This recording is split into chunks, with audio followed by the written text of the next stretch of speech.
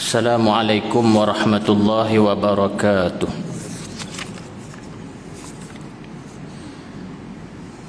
Innal hamdalillah nahmaduhu wa nasta'inuhu wa nastahdihi wa nastaghfiruh wa na'udzu billahi min syururi anfusina wa min sayyiati a'malina. May yahdihillahu fala mudhillalah wa may yudlil fala hadiyalah. Ashhadu an la ilaha illallah wahdah wa ashhadu anna Muhammadan abduhu wa rasuluh. Allahumma salli wa sallim wa barik ala habibina wa syafi'ina wa qudwatina wa imamina sayyidina Muhammad wa ala alihi wa ashabihi ajma'in. Subhanaka la ilma lana illa ma 'allamtana innaka antal alimul hakim. Wala haula wala quwwata illa billahil aliyyil azim. Amma ba'd. Yang dihormati, yang berbahagia al-fadil, tuan-tuan imam, tuan-tuan guru, para alim ulama, seluruh ahli jawatan kuasa pengimarahan, muslimin dan muslimat, hadirin dan hadirat, mudah-mudahan dirahmati Allah Subhanahu wa taala. Kita sambung pengajian kita dalam kitab tafsir Al-Quran ni Abdul Aziz Ni'mat, surah Ar-Rahman. Sampai mana? Muka surat 31, betul? Kita berhenti hari itu 18-9. Muka surat 31, perenggan yang kedua. Sampai situ, betul? Qala musannifu rahimahullah wa nafa'ana bi'ulumihi fid darain amin ya rabbal alamin. Tuan-tuan, sebelum daripada ni kita dah bicara sikit dan bincangkan serba sedikit berhubung kait pentafsiran Tok Guru dalam ayat suratul Rahman ini, ayat khalaqal insana 'allamahul bayan. Allah Ta'ala menjadikan manusia dan mengajar manusia al-bayan. Al-bayan ni komunikasi, bincang, cakap. Satu orang bercakap kemudian faham. Kan? Saya bercakap, tuan-tuan faham. Tok Guru sampaikan, maka kita pun faham. Baik, kita sambung muka surat yang ke-31. Betullah begitu kerana Nabi SAW sudah bagi tahu sejak 1400 tahun dahulu bahawa seorang budak dilahirkan dalam keadaan fitrah. Nabi ada sebut bahawa kullu mauludin yuladu alal fitrah. Setiap anak yang dilahirkan itu dia berada dalam keadaan fitrah. Perangainya berubah ataupun perangai budak tu jadi berubah sebab orang di sekitarnya. Ibu bapa bertanggungjawab membentuk akal fikiran anak-anak di rumah. Manakala di peringkat sekolah dan negeri merupakan tanggungjawab cikgu dan kerajaan. Dekat rumah menjadi tanggungjawab mak bapa untuk didik anak-anak. Dekat sekolah jadi tanggungjawab cikgu. Di peringkat negeri ataupun di peringkat pelaksanaan kehidupan kita di satu-satu tempat, dia adalah merupakan tanggungjawab kerajaan. Ketiga-tiganya mesti diselaraskan dan hala tujunya ialah fitratullah, fitrah kepada Allah Subhanahu wa taala, iaitulah Islam. Maknanya mak ayah kena didik anak ikut Islam. Macam tu juga cikgu yang mengajar di sekolah kena didik mak anak-anak ni ikut Islam. Begitu juga kerajaan yang dipertanggungjawabkan untuk memimpin, maka dia kena bawa ataupun mengajak manusia, dia kena pandu manusia ikut Islam.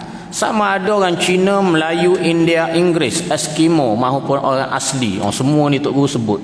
Melayu, India, Cina ni memang biasa dah lah. Termasuklah orang Inggeris ataupun Eskimo sekalipun ataupun orang asli, semuanya mesti menjadi Islam. Itulah dia fitrah bagi semua manusia. Apa sebab? Kullu mauludin yuladu alal fitrah. Setiap yang lahir itu beranak, dia ada fitrah dia, iaitulah sebagai hamba Allah Subhanahu wa taala, dan dia mengaku bahawa Allah itulah sebagai Tuhan. Alastu bi rabbikum, waktu mana duduk dalam kandungan mak, lalu ditanya kepada janin ataupun kepada budak yang dalam kandungan itu, alastu bi rabbikum, bukankah aku ini Tuhan kamu? Bukankah Allah itu sebagai Tuhan? Qalu bala. Lalu semua jawab, ya, saya, tuan-tuan, kita semua. Cuma kita tak ingat tak? Dalam perut dulu, tak ingat. Tapi begitulah Allah Ta'ala menjelaskan bahawa ditanya kepada kejadian manusia itu, adakah Allah itu sebagai Tuhan? Semua sekali menyatakan bahawa Allah adalah Tuhan. Tapi semuanya dikucar ataupun diganggu. Orang Kelantan kata kucar. Semua ni diganggu ataupun digaul oleh ibu bapa di rumah, diganggu oleh cikgu di sekolah, dan diganggu oleh kerajaan di peringkat negeri. Habis punah jahanam fitrah manusia. Tapi kalau tak ikut, tak diajar manusia itu mengikut apa yang ditetapkan oleh syarak, maka manusia akan jadi punah. Habis punah jahanam fitrah manusia. Sama ada sebagai ibu bapa, cikgu dan kerajaan, maka menjadi kewajipan kita untuk menjaga fitrah manusia ini supaya kekal dalam keadaan Islam melalui al-bayan. Maka menjadi tanggungjawab semua kita supaya sentiasa memandu manusia ini agar tidak tergelincir daripada jalan Islam melalui apa? Melalui al-bayan. Al-bayan ni apa? Kita menyampaikan, kita menerangkan. Dengan kita menyampaikan ini, orang boleh faham. Khalaqal insana 'allamahul bayan. Allah Ta'ala jadikan manusia, dan di antara nikmat besar yang Allah Ta'ala kurniakan, 'allamahul bayan. Allah Ta'ala jadikan manusia ni jadi reti. Bila orang bercakap, kita pun jadi faham. Diajar kepada kita, maka kita faham apa yang diajar. Dan inilah yang telah ditunjukkan oleh Nabi sallallahu alaihi wasallam. Tuan-tuan, Nabi sallallahu alaihi wasallam, kebetulan kita masih lagi dalam bulan Rabiul Awal, memperingati kelahiran Rasulullah sallallahu alaihi wasallam. Kita melihat dengan al-bayan, dengan penyampaian yang ditunjukkan oleh baginda Rasul, Nabi berjaya mengubah masyarakat Arab yang teruk daripada masyarakat yang biadab menjadi masyarakat yang sangat-sangat beradab. Daripada masyarakat yang tak laku. Apa sebab tak laku? Arab zaman jahiliah, waktu mereka tidak Islam, mereka adalah bangsa yang hina. Mereka tak laku. Sebab apa tak laku? Sebab Arab jenis bangsa yang susah untuk diubah. Payah basuh, kerah kepala kerah, sama je. Menyebabkan Parsi dan Rom waktu itu yang menjadi kuasa besar dunia, mereka tidak berhajat untuk menjajah orang-orang Arab. Apa sebab? Sebab payah basuh. Balah sama-sama puak dia, bergaduh antara satu sama lain, bobrok dari sudut akhlaknya, sehingga Parsi dan Rom, walaupun mereka merupakan kuasa besar dunia, mereka tak jajah orang-orang Arab. Tetapi apabila mereka beriman, masuk Islam, membina jati diri, akhirnya Arab menjadi bangsa yang bertamadun, disegani, bahkan menjadi manusia dan juga bangsa yang terbaik. Dan sejarah memahatkan betapa umat Islam yang dibentuk oleh Rasulullah sallallahu alaihi wasallam sebagai jailul Quran ataupun generasi Al-Quran yang tidak ada tolok bandingnya. Nak jadi manusia yang membina ketamadunan, manusia yang dimuliakan itu ialah melalui al-bayan. Dan alhamdulillah kita melihat contoh Saidina Umar Al-Khattab radhiyallahu anhu. Waktu dia muda, orang boleh kata Umar ni muda jahat macam setan. Tapi bila dia masuk Islam, diubah perangainya sehingga syaitan pun takut kepada Saidina Umar. Nabi ada sebut Umar kalau dia lalu di satu lorong, dekat lorong tu ada setan, setan nampak Umar, setan lari. Daripada mudanya yang sangat-sangat biadab, tetapi menjadi satu orang manusia yang sangat beradab. Waktu muda dia jahat macam setan, tapi bila Islam, setan pun takut dengan dia. Inilah kejayaan baginda Rasul sallallahu alaihi wasallam. Dan kita melihat bagaimana manusia yang berjaya itu ialah manusia yang boleh faham ataupun manusia yang mengikut kehendak syarak. Ditetapkan kepada kita. Contoh makan minum. Tak semua benda kita boleh makan, tak semua benda kita boleh minum. Ada halal, ada haram. Binatang yang ada, yang Allah Ta'ala jadikan, ada binatang yang boleh dimakan, ada binatang yang tak boleh dimakan. Jadi ini ketetapan syarak, diajar kepada kita melalui al-bayan. Kalau kita tak faham ataupun buat-buat tak faham ataupun tak nak ikut apa yang ditetapkan oleh syarak, maka kita jadi punah ataupun jadi rosak. Inilah yang dinyatakan oleh Tok Guru dalam tafsirnya ini. Binatang ada hak halal, ada hak haram. Hak halal pula contoh unta kan, ayam, kambing, lembu dan sebagainya lah. Kemudian hak haram ni antara binatangnya ialah kaldai, kucing, apa lagi? Hak tak boleh makan. Gajah, rimau. Oh, kalau gajah boleh makan, kenduri gajah kita 3 hari 3 malam kenyang tak? Jadi binatang-binatang ni tak boleh dimakan. Dan yang binatang halal yang boleh dimakan pula, kadang-kadang dia boleh jadi jatuh haram dimakan. Dengan sebab apa? Sebab jadi bangkai. Dengan tak disembelih ataupun disembelih tetapi sembelihannya tidak sah, maka jadi bangkai. Jangan sembelih tak sah, kita pun apa kira dah sembelih dah kan. Sembelih tak sah ataupun tak putus salah satu daripada 2 urat yang wajib putus. Misal contohlah kalau ayam, urat apa? Urat mereh dan juga urat kerongkong tu kan. Betul tak? Urat mereh dan juga urat kerongkong lah. Tempat salur nafas dan juga salur makanan pak masuk tu. Dia ayam ni dia ada 4 urat. Urat mareh dan juga urat salur nafas tu lah. Salur nafas 1, mareh 1. Lepas tu ada lagi 2 urat salur darah.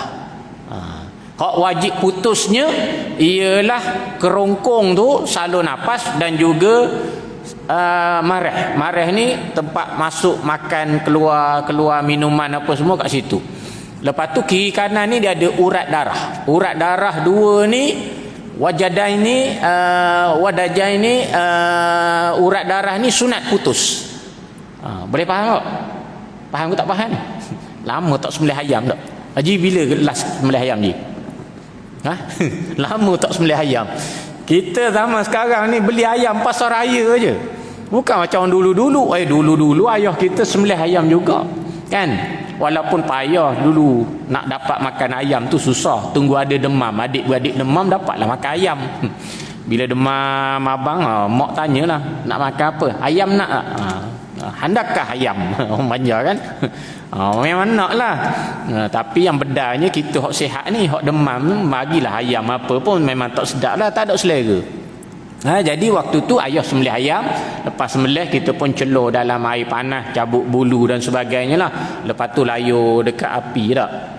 Adalah pengalaman sembelih ayam. Kita sekarang ni payah dah. Payah nak sembelih ayam. Rasa dah 5-6 tahun kot tak sembelih ayam. Kau 30 tahun tak sembelih ayam je. Jadi beli ayam pasar raya je. Tak kisahlah tuan-tuan beli ayam kat pasar raya pun. Tetapi kena pastikan ataupun pergi kat pasar dan sebagainya, pastikan 2 urat hak wajib putus tu kena putus betul. Urat salur pernafasan dan juga salur makanan tu wajib putus. Kalau satu putus, satu lagi memang luka tapi dia masih lagi bercantum, dia tak putus gitu. Boleh faham? Putus, getah tu bila kita potong, nak kata putus tu memang dia terpisah antara sini dengan sini, memang kena terpisah gitu. Kalau dipotong 2 urat tu, kemudian memang terpotong lah, tapi antara urat tu masih lagi ada sambung, ada bersambung sikit, tak sah tu sembelihan tu, tidak sah. Dan kiri dan kanan ni dia ada urat salur darah. Salur darah ni ada 2, kiri dan kanan. Salur darah ni sunat putus. Ini pergi beli ayam, ayam memang tengok tak ada kepala belaka dah. Kita pun tak tahu. dia sembelih tu sah ikut syarak ke tidak. Kena pula kita beli ayam yang memang dah siap cincang lagi tak tahu tak. Tak tengok putus ke tak putus. Jadi kalau binatang boleh dimakan tapi tidak disembelih ikut syarak, ataupun binatang tu mati. Yang binatang mati ni dia ada beberapa kategori, antaranya disebut kalau kita ngaji dalam fiqh lah, disebut binatang yang mati kerana munkhaniqah. Munkhaniqah ni mati tercekik. Ada pernah dengar lembu mati tercekik? Jangan bayang lembu makan tulang tercekik. Kita tercekik nasi, tercekik air dah. Lembu tercekik ni mungkin dia terikat dengan tali dia. Kita tambat dia, kemudian dia jatuh, lepas tu dia tercekik dengan tali dia sehingga dia tak boleh bernafas, akhirnya mati. Ataupun kepala dia tersangkut dekat tempat-tempat sempit ataupun kecil. Mati lembu tu. Mati kerana tercekik ni namanya munkhaniqah. Dia jadi bangkai, tak disembelih. Yang kedua mauquzah. Mauquzah ni mati dipukul. Dipukul pakai kayu ke, ataupun sekarang ni barat kadang-kadang sebelum dia sembelih tu dia katok atas kepala lembu ni. Dia katok pakai tukur besi, menyebabkan lembu tu dia jadi pening ataupun dia jadi jatuh lah. Bila dia ketuk kuat ni atas kepala ni, menyebabkan lembu tu jatuh, lepas tu dia sembelih. Cuma dia sembelih tu sama ada mati sebab kena katok ataupun mati sebab sembelih. Kita pun tak tahu. Saya ada tengok dalam YouTube ke apa tak. Tapi Cina lah, memang tak Islam lah. Dia katok gitu je. Sembelih, tukar sembelih tu pun tengok pakai seluar pendek je, baju tak pakai. Dia katok lembu pun jatuh, lepas tu dia sembelih. Jadi mati kena katok ni dinamakan mauquzah. Ataupun mutaraddiah. Mutaraddiah ni mati sebab jatuh dari tempat yang tinggi. Misal contohnya jatuh daripada bukit ke, ataupun jatuh daripada bangunan ke. Orang Arab dia buat bangunan 3-4 tingkat. Kadang-kadang dia sembelih kambing tu atas bangunan tu je. Atas tu dipanggil sutuh. Dekat sutuh ni kawasan lapang. Waktu saya ngaji kat Mesir ni, atas sutuh ni lah tempat bakar sate apa semua. Kadang-kadang sembelih kambing atas sutuh tu lah, atas bangunan. Jadi kadang-kadang bila bawa kambing ataupun binatang di atas di atas bangunan ni, tiba-tiba dia jatuh. Jatuh tu mati. Jatuh mati ni dinamakan sebagai binatang yang jadi bangkai, namanya mutaraddiyah. Yang keempat natihah. Natihah ni ialah binatang yang mati dengan sebab ditanduk. Binatang buas tanduk dia, ataupun binatang lain tanduk dia. Seladang tanduk kambing, kan? Ataupun selembu tanduk lembu. Lembu kena tanduk lembu. Misal contohlah, termasuk juga binatang yang mati kerana dilanggar. Langgar bah, langgar lori, langgar kereta dan sebagainya, mati dia. Mati itu dinamakan natihah. Dia jadi bangkai, tidak disembelih. Ataupun ma'akala sab'u, binatang yang mati sebab disambar ataupun diserang oleh binatang buas. Tuan-tuan kalau tengok National Geographic misal contoh, kadang-kadang ada satu kumpulan singa, dia terkam kerbau ataupun dubuk ke apa. Dubuk kan, dia kerjakan kerbau ke apa. Jadi bila mana binatang tu mati dengan sebab diserang binatang buas atau dimakan oleh binatang buas, namanya jadi bangkai ma'akalas sab'u. Ibnu Arabi ada sebut riwayat daripada Ibnu Abbas menyatakan bahawa menjadi kebiasaan orang-orang Arab jahiliyah, bila mana binatang mereka ataupun contohnya kambing mereka mati dengan sebab diserang oleh binatang buas, kemudian ada baki yang tertinggal. Contoh kena makan serigala. Serigala makan sepeha je, ada 3 peha lagi. 3 peha ni mereka ambil makan. Jadi hukumnya mati tu mati jadi bangkai, tidak disembelih, haram dan tidak boleh dimakan oleh kita. Ini siapa yang ajar? Islam yang ajar. Kita tahu mari mana? Melalui al-bayan. Dinyatakan melalui Al-Quran, disampaikan oleh Nabi SAW, diajar kepada kita oleh ulama-ulama, disebut dalam kitab fiqh dan sebagainya. Jadi tahu ni boleh tak boleh dan sebagainya melalui al-bayan. Boleh jadi faham. Apa lagi yang haram? Contoh Allah Ta'ala sebut innama harrama alaikumul maitata. Tadilah sesungguhnya diharamkan kepada kamu bangkai. Waddama, begitu juga diharamkan kepada kamu darah. Darah hak lagu mana? Darah yang mengalir. Haram. Adapun apa limpa ke apa? Bukan limpa. Limpa lah limpa dan juga hati. Hati itu pun darah juga. Tapi hak ni tak haram. Yang ni boleh makan. Walaupun dia sebenarnya darah tu. Ketua hati itu darah. Ataupun dalam daging tu tiba-tiba masih lagi ada keluar darah. Contoh, tuan-tuan basuh daging, basuh bersih dah. Masuk dalam periuk, bubuh air. Tiba-tiba air yang dibubuh tu nampak bertukar color. Nampak macam keluar juga bercampur dengan kesan-kesan darah. Kan? Hak jadi warna merah-merah sikit tu sebab apa? Sebab ada lagi darah dia. Darah tu dimaafkan. Dia tidak darah yang mengalir. Yang haram hak tak bolehnya darah yang mengalir. Contoh, ambil darah kemudian ditadah kemudian masukkan. Tu tak boleh. Kita basuh-basuh ayam ataupun basuh daging, kita tengok dah bersih dah. Masuk dalam periuk, bubuh air, tengok bertukar. Ada bertukar tu sebab apa? Ada lagi kesan-kesan sikit-sikit darah yang berbaki. Hak tu dimaafkan. Ma'fu anhu, dimaafkan daripadanya. Tak boleh kalau nak buang semua. Memang payahlah. Dimaafkan seumpama itu. Orang jahiliyah dia memang minum darah sungguh. Sebagaimana yang diriwayatkan bahawa ada di kalangan orang-orang Arab jahiliyah, bila mana dia rasa dahaga ataupun lapar, dia akan tusuk unta ataupun binatang mereka dengan benda yang tajam, kemudian ditadah darah tu dan dia minum darah tu. Jadi Dracula je. Jadi hak tu haram. Darah ini adalah diharam. Maitata waddama walahmal khinzir, dan juga daging babi, wa ma uhilla bihi li ghairillah. Begitu juga binatang-binatang yang disembelih dengan tidak menyebut nama Allah Subhanahu wa taala. Hukumnya haram.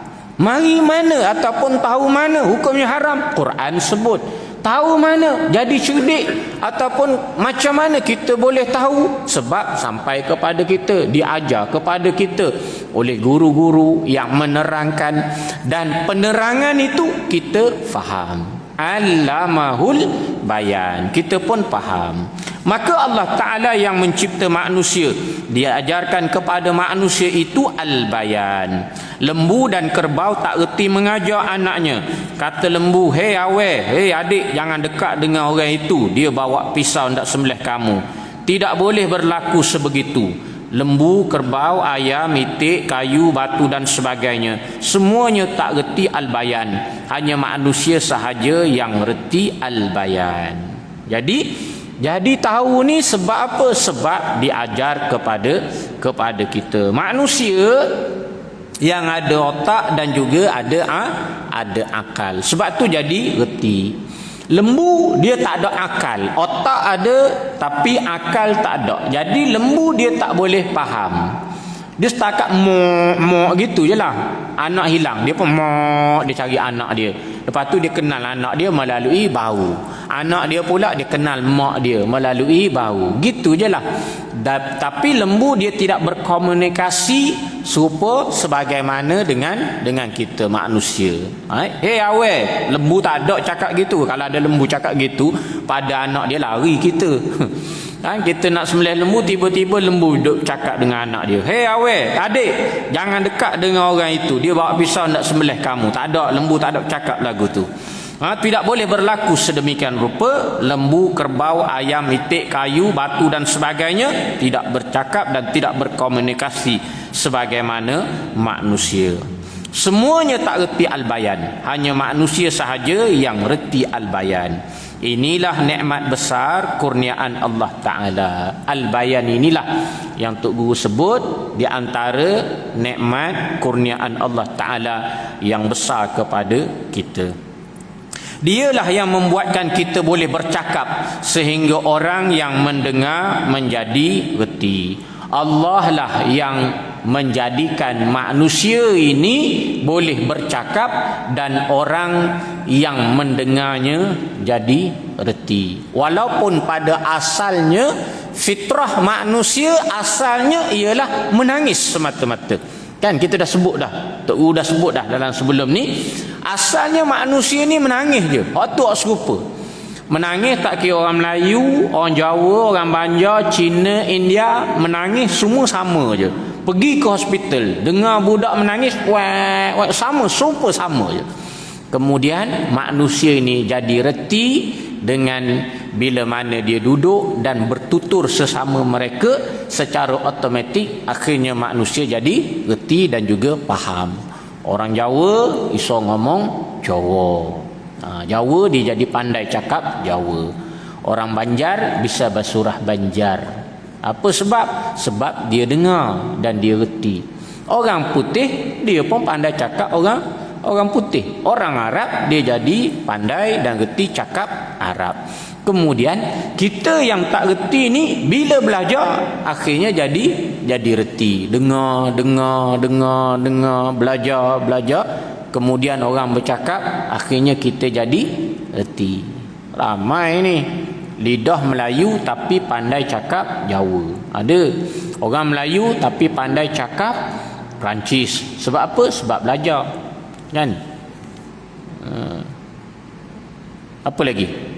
Kita hok jadi reti cakap Melayu ni pun sebab kita belajar daripada mak dan juga bapa kita. Inilah di antara nikmat besar kurniaan Allah Ta'ala. Dialah yang membuatkan kita boleh bercakap sehingga orang yang mendengar menjadi reti. Bagaimana kita dapat bercakap? Bagaimana jika kita bercakap tetapi orang tak faham apa yang kita cakapkan? Macam mana kalau kita bercakap tapi orang tak faham apa yang kita cakap? Ataupun orang bercakap kita tak faham apa yang orang cakap. Payah, susah. Semalam saya nikahkan satu orang Sudan. Orang Sudan ni dia cakap Arab dengan saya. Dia cakap dengan saya, dia cakap Arab lah. Kemudian khutbah nikah semalam pun dalam bahasa Arab. Saya cakaplah Arab. Bini dia tak faham. Saya khutbah dalam bahasa Arab. Tengok, tak adalah kita tera Arab pun, tapi adalah teks dia tu, ada buku yang dibekalkan tu, adalah teks dia bahasa Arab tu. Kita pun cakap lah. Lepas tu dia pun faham lah. Tanya isterinya, faham tak? Tak faham. Terjemah pula isteri dia. Apa sebab? Sebab tak faham tu, sebab tak belajar ataupun tak reti. Lepas tu saya kata, komunikasi lagu mana? Kami komunikasi in English. In English. Lepas tu akad nikah lagu mana? Nak Arab ke English? English. Nak akad nikah dalam bahasa Inggeris. Kena pastikan juga juru nikah boleh cakap Inggeris. Dia pun boleh menjawab nikah, qabul nikah dalam bahasa Inggeris. Dan saksi itu pun kena faham ijab dan qabul. Walaupun ijab qabulnya bahasa Inggeris. Kalau juru nikah ataupun yang nikahkan cakap Inggeris tapi yang qabul nikahnya tak faham, tak jadi. Ataupun juru nikah boleh cakap Inggeris, qabul nikah bahasa Inggeris, saksi tak faham, tak jadi. Gapo dia? I solemnize you. Gapo dia ni solemnize ni? I solemnize you marry with sekian-sekian. Gapo dia tak faham. Jadi payahlah. Tapi semalam saya tidak nikahkan lah. Saya sekadar menjadi pendaftar yang mendaftarkan perkahwinan. Yang nikahkan bapa dia. Bapa dia tera Inggeris juga rupanya. Jadi dia komunikasi antara dia dengan isterinya in English. Dia Arab Sudan. Saya tanya dia kata dia belajar dekat sini. Dia duduk sini lama dekat IM apa benda kah? Sebelah unit 10 tu. Universiti apa? Saya tak ingat dah. Lupa dah. Universiti apa? Sebelah unit 10 kat Bangi tu. Tak ingat. IUKL ke apa? Kau tak silap lah. IUKL rasanya. Sebelah unit 10 dekat Bangi tu. Kau tak silap lah, dia belajar kat situ. Kemudian dia balik Sudan. Kemudian datang sini bertemu jodoh dengan bakal isteri dia tu lah. Jadi nak ceritanya, bila mana kita bercakap orang faham. Okeylah, apa kata kalau kita cakap tiba-tiba orang lain tak faham, tak jadi kerja tuan-tuan. Jadi Tok Guru sebut, di rumah hamba pernah ada orang minta sedekah, tak tahu apa yang dia kata, entahkah orang Burma atau orang mana. Jadi akhirnya tak tahu gapo sekara. Jadi ada orang datang, kemudian tak tahulah dia ni bangsa apa, kemudian dia datang minta sedekah tapi tak tahu kata apa. Dia tak erti apa-apa, jadi akhirnya tak tahu gapo sekara, tak tahu gapo-gapo satu. Kerana apa? Kerana tidak ada al-bayan. Apa yang dia royak kita tak faham, dan apa yang kita cakap dia pula tak faham. Itik cakap dengan ayam, jadi tak jadilah kan. Itik cakap dengan ayam tak faham, itik cakap ayam tak faham, ayam cakap itik tak faham, jadi payahlah. Jadi akhirnya balik saja tangan kosong kerana tidak ada al-bayan, tak tahu apa yang dia nak. Tiba-tiba apabila kita bercakap, orang yang mendengarnya boleh faham. Ini merupakan satu nikmat yang besar. Oleh yang demikian, jangan kita membazirkan percakapan. Bobe ni cakap banyak. Berbuah pagi tumah. Maknanya jangan kita membazirkan bercakap dengan cakap-cakap yang kosong. Sepagi tumah ni maknanya daripada pagi bercakap kosong sehari suntuk. Jadi terlalu banyak membuang masa, rugi dalam hidup.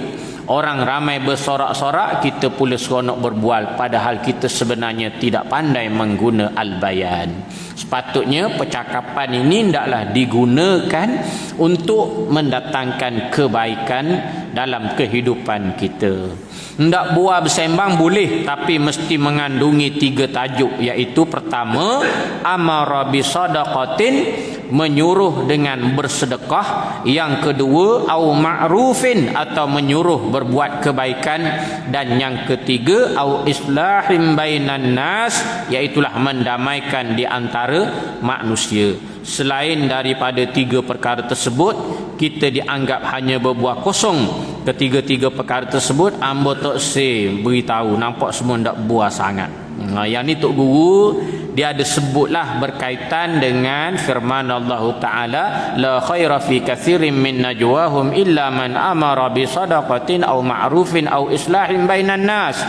Tok Guru sebut ayat Allah Ta'ala, tidak ada kebaikan kepada kebanyakan bisikan-bisikan mereka, kecuali bisikan-bisikan ataupun percakapan-percakapan orang yang menyuruh supaya bersedekah, yang kedua berbuat kebaikan, dan yang ketiga mendamaikan di antara manusia.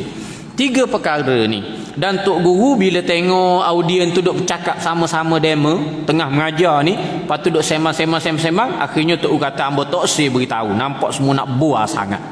Dekat nota kecil bawah tu dia ada tulis, maksud Tok Guru, beliau tidak mahu memberi penerangan ketiga-tiga perkara daripada ayat tersebut, memandangkan hadirin ada yang berbual-bual semasa kuliah sedang berlangsung. Jadi waktu Tok Guru sampaikan tu, Tok Guru nampak ada hok sembang-sembang depan Tok Guru. Akhirnya Tok Guru kata, hamba Tok Se royak 3 perkara ni. Tok Guru tidak huraikan 3 perkara. 3 perkara itu apa? Amara bisadaqah, supaya menyuruh berbuat ataupun berinfak ataupun sedekah. Yang kedua, au ma'rufin, menyuruh buat baik. Kalau nak hurai berkaitan dengan sedekah, nak hurai berkaitan dengan buat baik. Dan yang ketiga, islahim bainan nas, mendamaikan di antara manusia. Banyak ataupun panjang yang boleh dihuraikan, tapi oleh kerana ada hadirin waktu itu dia berbual-bual, menyebabkan Tok kata hamba Tok Se wayak ataupun hamba Tok Se bagi tahu, nampak semua tak buah sangat. Mengajuk juga barangkali ataupun tak hormat pada majlis pengajian tersebut. Cuma nak bagi tahu bahawa percakapan ataupun bayan yang baik ialah mesti ada salah satu daripada 3 perkara ini. Yang pertama, mengajak manusia supaya sedekah. Yang kedua, mengajak manusia supaya melakukan perkara yang ma'ruf. Yang ketiga, islahim bainan nas, membuat islah ataupun memperbaiki hubungan di kalangan manusia. Tak kira lah bergaduh, laki bini bergaduh, datang jumpa kita bagi nasihat. Baru-baru ni ada kawan saya cerita, bergaduh laki bini, pagi-pagi dah tunggu dia dekat pejabat, pakai spek hitam, baju hitam, tudung hitam, bininya lah, bininya. Datang-datang nak jumpa. Bila tanya apa sebab nak bercerai. Pejabat agama ni kalau datang pakai baju putih tu biasa nak kahwin, kan? Bila nak bercerai tu bergaduh pakai baju hitam, padahal kita tak letak tema pun. Orang kalau nak bercerai dia pakai baju hitam, tudung hitam, pakai spek hitam pula. Kebetulan dia datang tu baju hitam, tudung hitam, spek hitam. Masuk dalam pejabat, spek hitam tak buka, tuan-tuan. Apa ceritanya? Minta nak bercerai. Apa sebab? Baru dia buka spek dia. Bila dia buka spek dia, tengok mata lebam dekat tepi ni merah, kesan macam ada darah yang agak beku lah dekat mata ni, sebab kena tumbuk dengan suami dia. Kawan kita pun nak damaikan lah, supaya berdamai antara suami isteri ni. Apa cerita ni sampai lebam-lebam apa semua ni? Ustaz tanyalah dia, tanya dia. Suami dia duduk sebelah, ustaz tanyalah dia. Dah cerita lah. Suami dia senyap je. Rupanya suami dia kantoi. Dia kata, ni ustaz, dia tunjuk handphone, ni ustaz, ni ni dia berlaku curang depan saya, di belakang saya, dia kata. Suami dia ada affair dengan perempuan lain. Lepas tu masa tidur tu, kebetulan tidur tu telefon letak bawah bantal. Bila tidur telefon letak bawah bantal, tak tahulah tengah suami dia tidur tu vibrate, kan, vibrate. Jadi bini dia bangun tengok rupanya ada perempuan lain mesej suami dia dengan ayat ayang sayang dengan baby, kan? sayang baby, ajak jumpa dekat Tesco Rawang. Rupanya lama dah ada hubungan tu, nak jumpa dekat Tesco Rawang. Yang perempuan tu panggil suami dia baby, lepas tu yang dia pula panggil perempuan tu ayang. Pada bini ni dia panggil awak je, dengan perempuan lain panggil ayang. Yang tu jadi ngamuk tu. Habis masa dah, berhenti cakap setakat tu lah barangkali. Cukup setakat itu. Kita sambung balik akan datang. Kita sambung balik. Tapi cerita tu, dia tumbuk tu sebab bini dia suruh simpan gigi palsu suami dia. Dia teringat nak buat macam mana tak bagi ni. Dia teringat suami dia pakai gigi palsu. Dia masuk tandas, kebetulan suami dia tidur, gigi palsu dia tu dia ambil, dia simpan. Akhirnya bergaduh sebab gigi palsu tu disorok oleh bininya. Dia tumbuk mata bininya. Panjang lagi ceritanya. Wallahu alam. Mudah-mudahan ada manfaat dalam perbincangan yang kita sampaikan ini. Wabillahi taufiq wal hidayah. Wassalamualaikum warahmatullahi wabarakatuh.